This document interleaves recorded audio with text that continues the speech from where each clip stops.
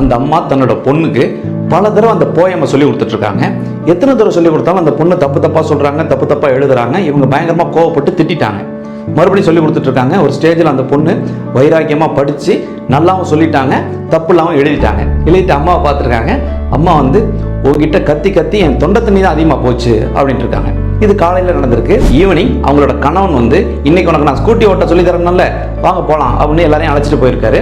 போயிட்டு பல தடவை சொல்லி கொடுத்துருக்காரு. அந்த மனைவிக்கு அதை ஓட்ட வரல. இந்த குழந்தை அங்கே இருந்துட்டு பேட் மம்மி அப்படின்னு இருக்காங்க. கணவர் சிரிச்சிருக்காரு. உடனே அவங்க வைராக்கியமா பல தடவை ப்ராக்டிஸ் பண்ணிட்டு அப்படி நேராக போயிட்டு ஒரு யூடியூன் அடிச்சுட்டு வந்து அப்படி கெத்தா நின்றுருக்காங்க. உடனே குழந்தை அவங்கள்ட்ட போயிட்டு குட் மம்மி அப்படின்னு காலை இறுக்கி பிடிச்சிருக்காங்க. அவங்களுக்கு அப்போதான் காலையில் நடந்த விஷயம் ஞாபகத்துக்கு வந்திருக்கு. நம்ம குழந்தை நல்லா படிக்கல அப்படிங்கும் போது திட்டினோம். அதுக்கப்புறம் நல்லா படிக்கும் போது நம்ம அப்ரிஷியேட்டே பண்ணலையே, ஆனால் நம்ம குழந்தை நம்மளை அப்ரிஷியேட் பண்ணுறாளே அப்படின்னு சொல்லி அவங்களையும் மீறி கண்ணு கலங்கியிருக்கு.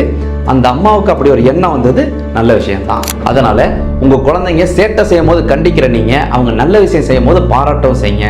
அதே நேரத்தில் அவங்க நல்ல விஷயம் செய்யும் போது மட்டும் பாராட்டிட்டு அவங்க தப்பு செய்யும் போது அதை கண்டிக்காம வளர்ந்ததுக்கு அப்புறம் தானா சரியாயிருவாங்க அப்படின்னு விட்டுறாதீங்க.